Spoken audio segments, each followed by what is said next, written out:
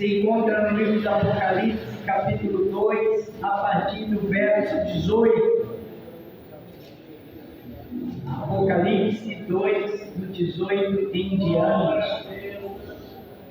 Amém? Todos encontraram? Nós vamos ler o texto sagrado. Diz assim: ao anjo da igreja de Tiatira, escreve: isto diz o Filho de Deus, que tem os seus olhos como chama de fogo, e os pés semelhantes ao latão reluzente, ou bronze reluzente. Eu conheço as tuas obras, o teu amor, o teu serviço, a tua fé e a tua paciência, ou a tua perseverança, e que as tuas últimas obras são mais do que as primeiras.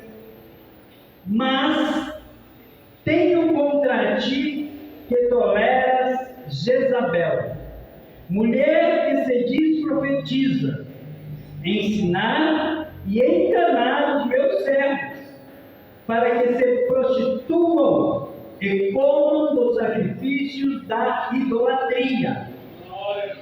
Dei-lhe tempo para que se arrependesse da sua fornicação, mas não se arrependeu.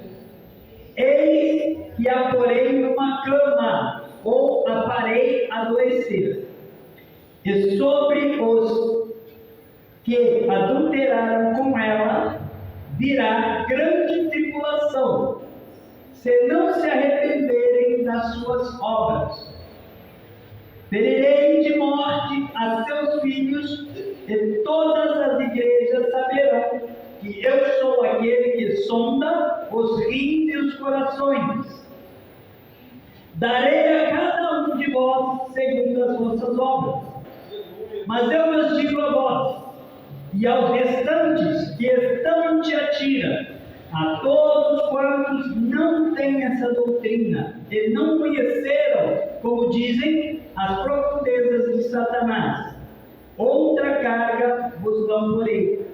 Mas o que tendes, retende-o até que eu venha. E ao que vencer e guardar até ao fim as minhas obras, eu lhe darei poder sobre as nações, e com vara de ferro as regerá, e serão quebradas como vasos do oleiro. Como também recebi de meu Pai, e dar-lhe-ei a estrela da manhã. Quem tem ouvidos, ouça o que o Espírito diz à igreja. Amém? Pode se assentar com glória a Deus, que é digno de toda honra e de toda glória por tudo que Ele faz. Ainda que às vezes o agir de Deus parece que é algo ruim, porque às vezes o agir de Deus dói, porque Ele é um Deus que também fere. Porque Ele diz: eu faço a ferida e eu curo a ferida. Eu faço descer a sepultura e faço subir dela. Então, tem muita gente por aí que prega só a parte boa, né? Ou a parte aparentemente fácil do Evangelho. Ah, Deus vai te dar vitória. Deus vai te dar vitória, mas antes da vitória vai passar por luta. Ah, Deus vai te aprovar, mas antes Ele precisa te provar. Porque para ser aprovado, você tem que ser provado. Então eu quero falar a respeito dessa carta em especial. Vamos de início. No primeiro versículo que nós lemos, o de número 18, diz que essa coisa diz, e ao anjo da igreja que descreve isso, diz o Filho de Deus, que tem seus olhos como chama de fogo. O que isso quer dizer? Que ninguém se esconde dos olhos de Deus. Que os olhos dele são como chama de fogo, nunca estão fechados. Ele tudo vê. Ele vê a tua dor, ele vê o teu sofrimento, ele vê o teu momento difícil e também vê a tua fidelidade. Como também vê aquele que nega, aquele que às vezes, na frente de todos, se diz cristão, veste uma capa, veste uma aparência de quem é fiel a Deus, mas no seu íntimo está corrompido. Ele vê, porque os seus olhos são como chama de fogo, e os seus pés semelhantes ao latão reluzente, ou ao bronze polido. Isso quer dizer que ele tem firmeza, ele é inderrubável, ele é indestrutível. O nosso Deus não cai, o nosso Deus não vacila, o nosso Deus tem poder para nos sustentar, porque os seus pés são firmes como bronze polido. Eu conheço as tuas obras, e Ele está falando isso para nós. Conheço o teu amor, conheço o teu serviço, tudo aquilo que você faz para Deus, Deus está vendo. Conheço a tua fé e a tua paciência, ou a tua perseverança, numa outra tradução diz, se não me engano, é NVI. E que as tuas últimas obras são mais do que as primeiras. Olha só o que Deus está dizendo. Ele está dizendo a parte boa da igreja, de nós que somos igreja. Que Ele conhece o nosso esforço em servir, em limpar a igreja, em servir a Deus não é só pregar em cima do altar. Servir a Deus não é só ter um título ou uma posição de obreiro. Servir a Deus é falar de Jesus no seu trabalho, na escola, é dar bom testemunho em casa. Tudo isso é obra que engrandece o nome do Senhor Jesus. As pessoas têm que olhar para nós e têm que ver Cristo em nós. Isso é obra, isso é serviço. Então Ele está dizendo aqui que Ele conhece o nosso serviço. Conheço a tua fé e a tua paciência ou perseverança. Você crê nele, ele sabe que você crê nele. E ele sabe da sua perseverança, mesmo em meio às dificuldades, você não tem desistido de procurar servir a Deus. E que as tuas últimas obras são mais do que as primeiras. Você é mais dedicado hoje a fazer a obra de Deus do que quando você iniciou. Você tem muito mais vontade e prazer em servir a Deus hoje do que no começo. Veja que aqui a exortação, onde Deus está falando aqui nesse caso, somente te conhece, ela é o oposto da primeira carta que nós vemos aqui, que havia esfriado o primeiro amor. Então essa daqui é o oposto. As últimas obras, elas são maiores, são mais numerosas do que as primeiras. Mas essa igreja também foi achada em falta. Qual foi a falta dessa igreja? Nós vamos falar sobre isso.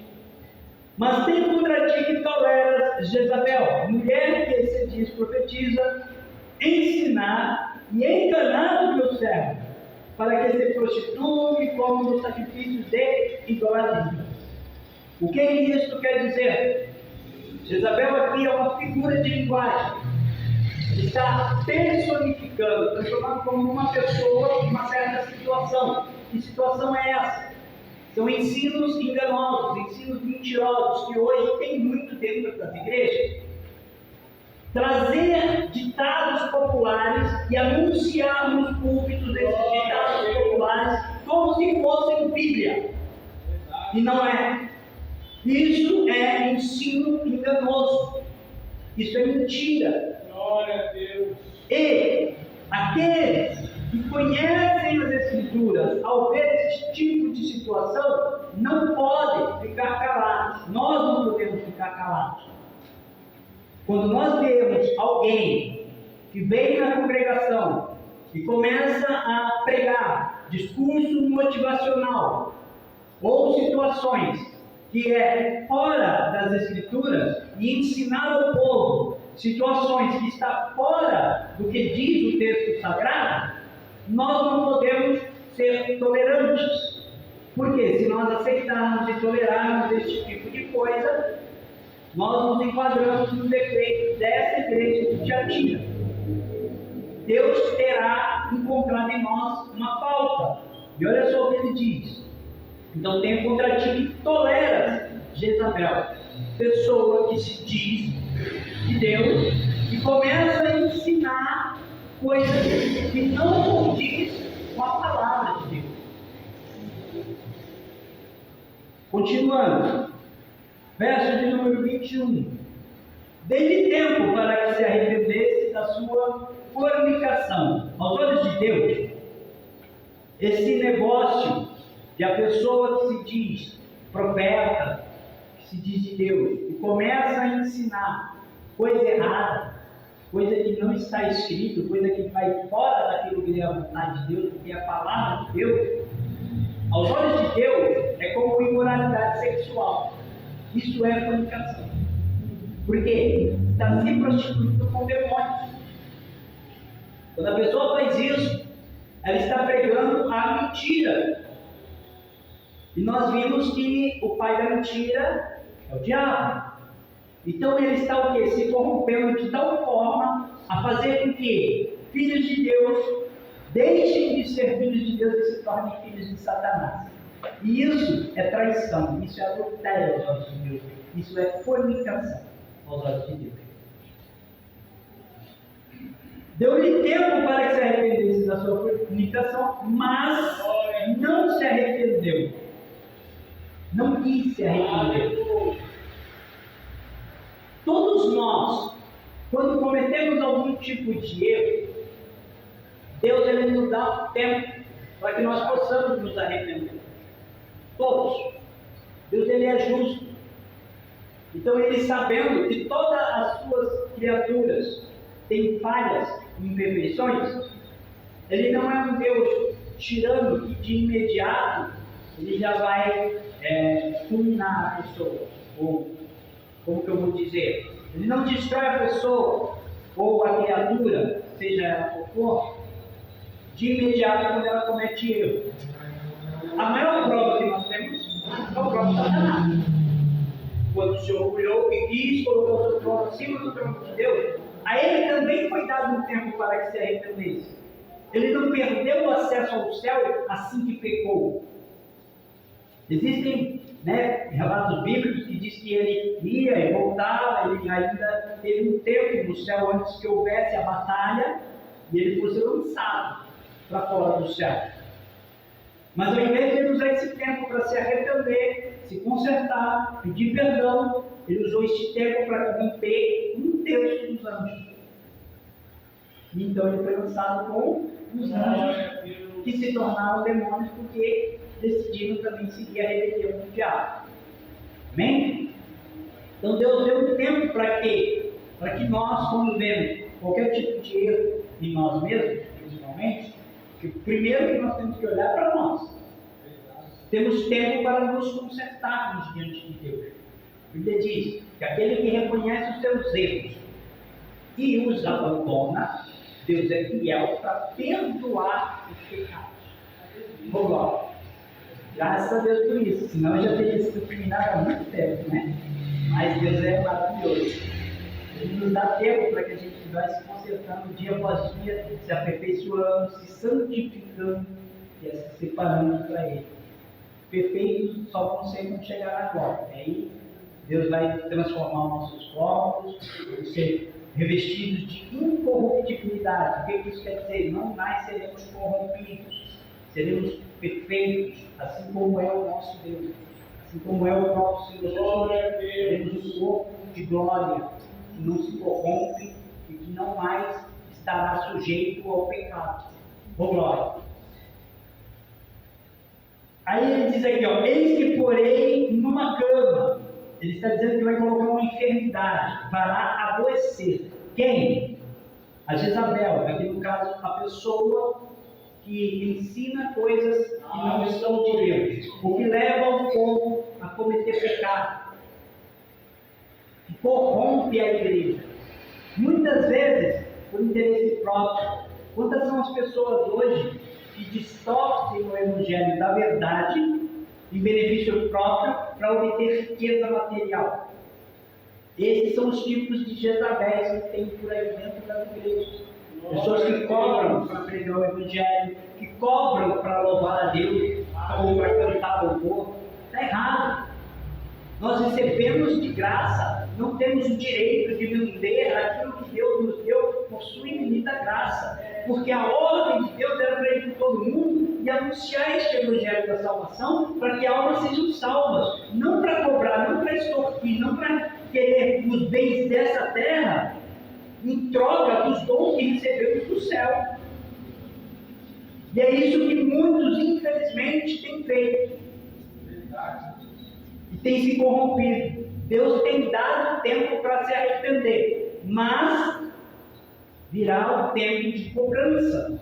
Porque Deus dá tempo para se arrepender, mas como Ele é justiça, um dia a misericórdia dele finda e aí chega o tempo de justiça. O próprio Senhor Jesus sofreu na cruz a justiça do Pai. Justiça pelo quê? Pelos nossos pecados. Quando os nossos pecados foi jogado em cima do nosso Senhor Jesus na cruz, Ele recebeu a ira de Deus por causa dos nossos pecados. Por isso Ele foi moído no nosso lugar. Por isso Ele pereceu no nosso lugar. Porque Ele próprio não tinha pecado, mas Ele recebeu a punição que era nossa. Daí porque hoje nós temos direito à vida, porque o que nós merecíamos era a morte. Esse é o salário do pecado. Mas Ele recebeu o nosso salário e nos deu vida abundante. Glória, louvado seja o nome do Senhor Jesus. Então Ele fará que essa pessoa, ou essas pessoas, que são enganosas, adoeçam, colocará numa cama, colocará enferma. E sobre os que adulteraram com ela virá grande tribulação. Por que Deus permite que venha grande sofrimento quando a gente comete erros? justamente para que nós nos voltemos a Ele, para que nós o busquemos. Porque quando a gente mais busca Deus, é na hora da dificuldade. Não adianta, por mais que eu busque quando tudo está bem, por mais que a gente cante, né? Quando tudo está bem e tal, né? E é fácil adorar realmente, mas por que é fácil adorar? Porque a gente não adora com grande fervor, não é de todo o coração, não é aquela coisa de socorro, Deus, eu preciso de ti. Quando você está passando por uma grande dificuldade, você se derrama em lágrimas na madrugada, você na presença. Quando você enfrenta um grande problema, você busca Jesus com uma sede tão grande, porque você sabe que só Ele pode dar a solução. Então, Deus Ele permite isso. Por quê? Para que a gente se aproxime mais dEle. Não é para que a gente sofra, Ele não tem prazer no nosso sofrimento. O prazer de Deus está na nossa intimidade com Ele. Então, muitas vezes Ele permite uma ferida, permite um sofrimento, para que a gente se aproxime e fique mais íntimo. Amém? Outra coisa aqui, ferirei de morte os seus filhos. Ele está falando dos filhos de quem? Filhos de Jezabel. O que seriam os filhos de Jezabel? Filhos do engano, filhos da mentira. O apóstolo Paulo fala a Timóteo que nos últimos dias nós viveríamos dias trabalhosos, né? Que haveriam muitas pessoas com comichão nos ouvidos e não iriam querer ouvir a verdade, mas iriam promover para si falsos ensinadores, falsos profetas, que anunciassem aquilo que eles querem ouvir, não aquilo que Deus está dizendo. Porque a palavra de Deus ela tem que te confrontar, ela tem que te corrigir, ela tem que te colocar no prumo. Se a palavra de Deus ela é agradável aos teus ouvidos, não é de Deus. Glória a Deus. Não é de Deus. Se eu subir aqui e falar aquilo que você quer ouvir, que está muito gostosinho e tal, não, segue, vai, faz o que você quer, sua vitória, maravilha. Então não é a palavra de Deus, porque a palavra de Deus, ela vem para nos corrigir, para nos colocar no caminho reto, que conduz à salvação, que conduz à vida. A palavra de Deus é para nos aperfeiçoar, não para incentivar o erro. Quem vai tentar te incentivar no erro é o diabo. Dizendo, não tem problema. Você tomar um golinho só não tem problema. Pecado é o vício. Mentira! É com o ciúme que o Espírito Santo te ama. Ele não aceita te dividir nem um pouquinho. Ele não quer que você se assente na roda de demônios, mas nem um pouquinho. Mas nem um pouquinho. Não, golinho só não tem problema. Mentira. Tem problema sim. Tem problema sim. Ou você renuncia a si mesmo, abre mão da sua vida nesse mundo, ou você perde a sua vida com Deus. E não tem meio termo. Com Deus ou você é ou você não é. Ou você é luz, ou você é treva. Então Deus vai matar. Ele está dizendo aqui. Os filhos de Jezabel, quem são esses? Os filhos do engano. Aqueles que preferem ouvir a mentira, porque ela é bonitinha, que a mentira às vezes é doce, mas é envenenada, não é morte. É melhor você tomar um remédio amargo, que vai te dar vida, que é a verdade, do que você comer um doce delicioso, mas que vai te matar porque está envenenado. E é isso que a Bíblia está dizendo aqui. Eu ferirei de morte os seus filhos, os filhos do engano. E todas as igrejas saberão que eu sou aquele que sonda os rins e os corações. O que quer dizer essa parte do versículo? Sondar os rins e o coração, ele está dizendo que ele conhece os nossos pensamentos, a nossa mente, que é os rins, e o coração, os sentimentos. A guerra que há entre nós, muitas vezes, é entre a nossa razão e os nossos sentimentos. Glória a Deus, aleluia. E Deus, ele conhece tanto a sua razão, a parte racional, por isso que Deus ele fala que nós temos que oferecer a Deus o culto racional, não emocional. Porque a nossa emoção, ela vem do coração. E lá em Jeremias diz que enganoso é o coração. O mundo fala aí fora, siga o teu coração. Jesus fala, negue-se a si mesmo e siga-me. Aí você pode escolher. Claro, Deus te dá liberdade. Onde é o Espírito de Deus, aí há liberdade. Então você tem liberdade. Se você quiser seguir a Jesus, glória a Deus. Qual foi o caminho que Jesus trilhou? Um sofrimento aqui na terra, depois sepultura, depois ressurreição e ascendeu ao céu. Se nós seguirmos Jesus, vamos chegar até a morada onde Ele está. Mas, se seguirmos o nosso coração, que é emocional, enganoso, vai acontecer o quê? Engano quem pensa que vai para a vida. É engano, enganoso. A verdade é que teu coração tenta te guiar para a morte. Então não siga o teu coração, siga Jesus. Siga a palavra de Deus, que é imutável. Aleluia, Deus. Eu sou aquele que sonda os rins e o coração.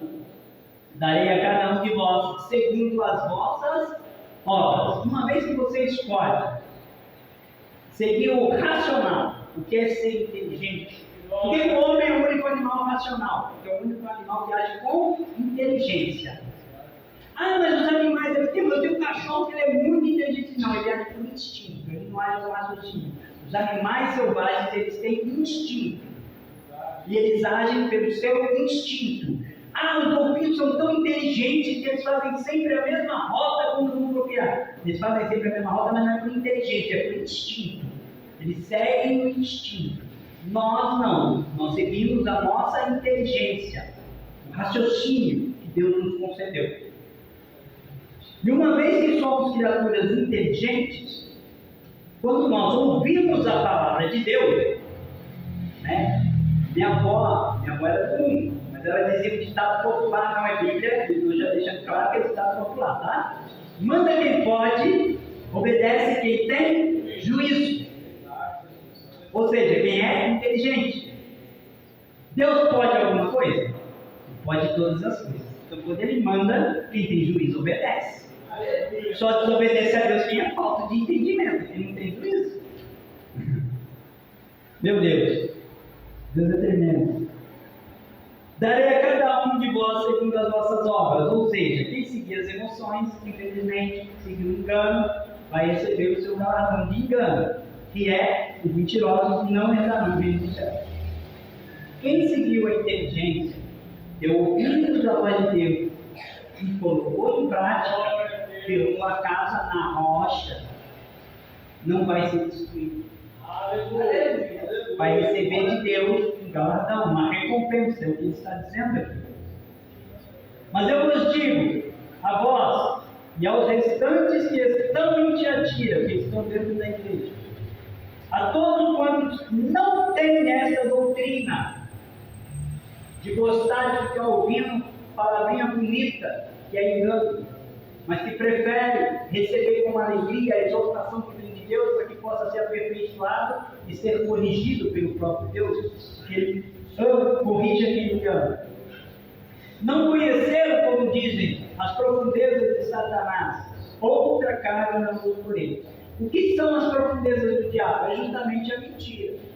As pessoas preferem conhecer e pregar mentira porque é algo que é mais agradável aos ouvidos, todo mundo aceita. É tão bom falar, não, vai dar tudo certo. Não, vai lá, vai dar tudo certo. Não é, né? Vai do seu jeito que vai dar tudo certo. Mentira. Vai do seu jeito não. Sempre que você tentar do seu jeito, vai dar. Vai do jeito de Jesus, que é perfeito. Eu ia ser feliz de vitória. Quer ter certeza da vitória? É fazer do jeito de Cristo.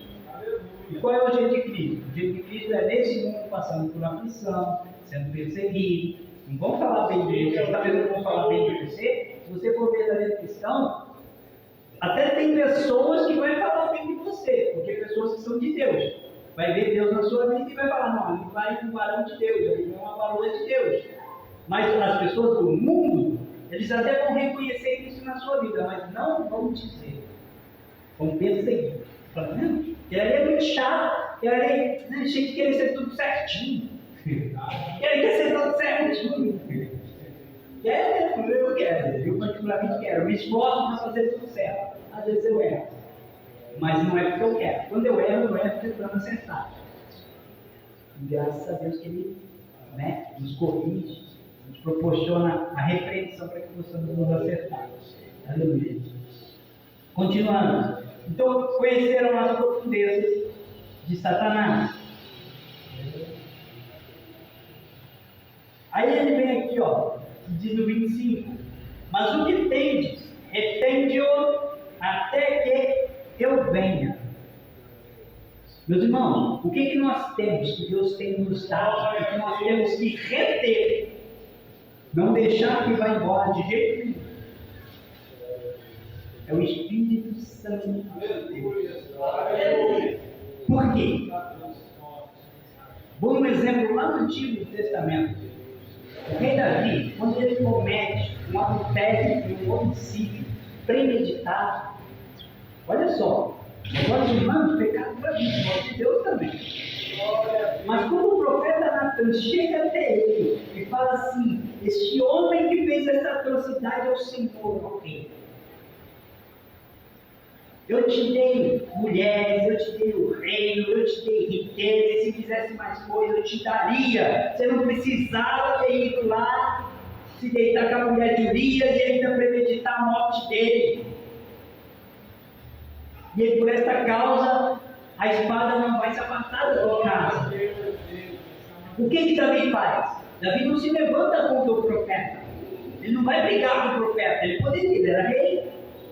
Mas o que ele faz? Ele ouve a voz de Deus na boca do profeta e fala: realmente eu errei, Senhor, perdoa o meu pecado, tira o rei, tira tudo que eu tiver, mas não tira de mim a tua presença, o teu Espírito. Não te alongues de mim, Senhor, porque eu posso viver sem reino, eu posso viver sem dinheiro, eu posso viver sem a minha família, eu posso viver sem qualquer coisa, mas sem o Senhor eu não vivo.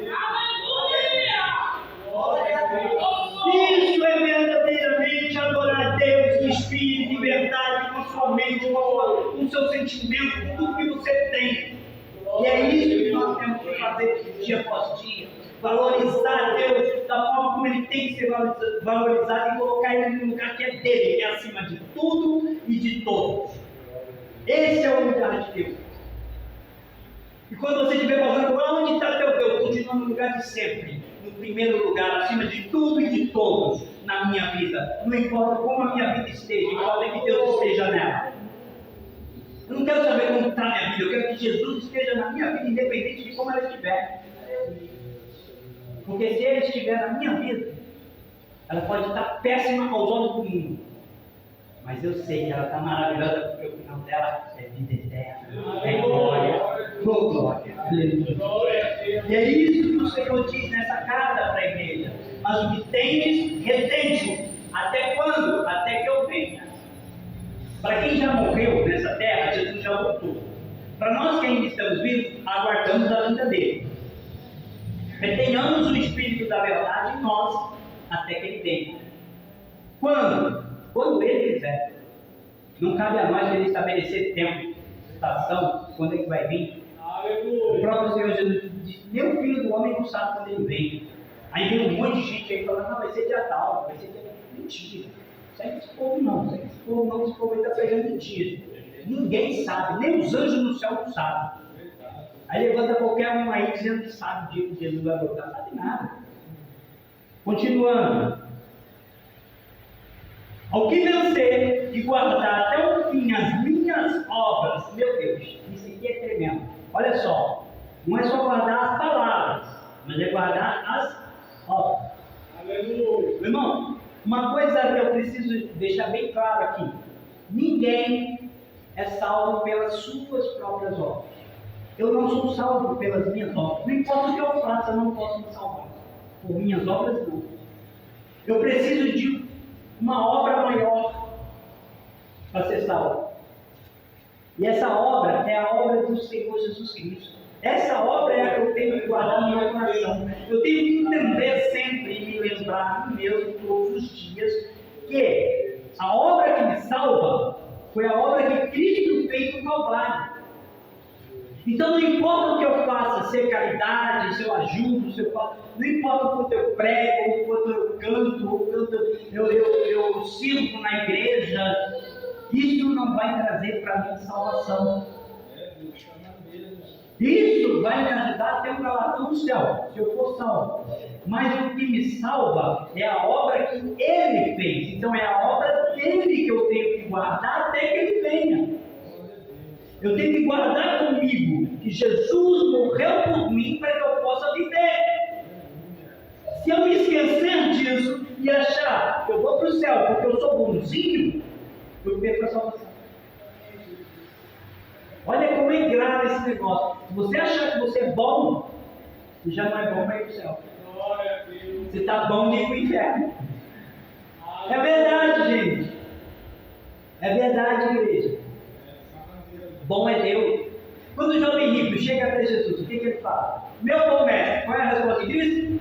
Por que me chamas bom? Sou eu bom. Que é Deus? Quem está falando isso? O próprio Jesus. Ó. Aí tem tanta gente que ele fala, não, eu sou bom, eu prego pra caramba, nossa, eu canto muito bem, eu faço, eu aconteço, eu chamo o primeiro que chega, o último que sai da igreja. Não pode esse tudo não, esse tudo de obra que você faz não. A única obra que verdadeiramente tem que ser guardada é a obra de Jesus lá no Calvário. Amém? Eu já estou encerrando. Já está dando na hora, Jesus, a hora boa. O que vai ser guardado até o fim? As minhas obras, eu lhe darei poder sobre as nações. Com vara de ferro regerá, e serão quebradas como vasos de oleiro, como também recebi de meu Pai. Então, ou seja, nós teremos poder e as nações serão quebradas. Hoje há muita gente que procura o poder das nações, aí, das riquezas e tal. Isso vai ser quebrado. O que ele está dizendo é que vai passar céu e terra, que vai passar a riqueza desse mundo, vai passar o poder do dinheiro. Mas esse poder que ele vai nos dar é o poder de Deus, que nos concederá a vida eterna. Assim como ele recebeu do Pai poder para vencer a morte. Esse é o poder que nós temos que buscar. E aí ele diz, dizei a estrela da manhã, quem tem ouvidos ouça o que o Espírito diz à igreja. Então, o Espírito Santo, ele diz às igrejas aquilo que ele deseja. O Espírito Santo é quem nos orienta e nos ensina a respeito de todas as coisas. Quando você tiver alguma dúvida a respeito de alguma coisa, primeiro, antes de buscar um sacerdote, não estou dizendo que você não deva buscar. Entenda bem, não estou dizendo que você não deva perguntar para alguém que já é mais antigo na fé, para uma pessoa mais madura, de repente uma pessoa que você vê que tem algum conhecimento bíblico. Mas antes de você procurar o homem, dobre seus joelhos e fale com o dono da palavra. Meu Deus, Espírito Santo, em nome do Senhor Jesus, revela para mim o que o Senhor quer dizer para mim, para que eu não seja enganado. Porque o meu coração é enganoso, o mundo é mentiroso, porque já no maligno e tem muito falso profeta. Eu não quero ser enganado. Eu quero saber, Senhor, qual é a palavra que o Senhor quer falar comigo, o que o Senhor quer me corrigir. Essa palavra aqui para mim é para eu me acertar em quê? Olha, fale com o dono da palavra, porque aí ele vai abrir o teu intelecto, o teu entendimento, para que você possa compreender o que ele quer dizer. E você nunca será confundido. Peça a Deus que me dê discernimento de espírito a respeito de quê? De toda a palavra, se ela procede verdadeiramente da boca de Deus ou não. Porque tem muitos falsos profetas no nosso meio. E tem aumentado e vai piorar. Nós não nos conformamos com esse século. Nos transformamos com a renovação da nossa mente e insistimos e perseveramos em não ser corrompidos até que ele venha. Mas infelizmente a notícia é que nos últimos dias muitos apostatariam da fé, o amor de muitos se esfriaria. Então nós sabemos que vai piorar. A gente não pode se conformar porque mas já sei que vai piorar, quando nos braços eu não faço nada para melhorar a situação. É isso que a gente não pode se conformar. Entenderam? Mas, por mais que nós nos esforcemos, a situação vai piorar. Porque Jesus está se aproximando. Breve ele virá. E quando ele vier, aí sim, nós vamos fazer parte da igreja perfeita. Por enquanto, não existe igreja perfeita. Por enquanto, o que nós devemos fazer é nos esforçar para fazer o nosso melhor para Jesus. Independente do que as pessoas digam ou pensem. Faça o que a Bíblia manda. Amém? Eu agradeço a minha oportunidade das formas que o outro mundo tem. Amém,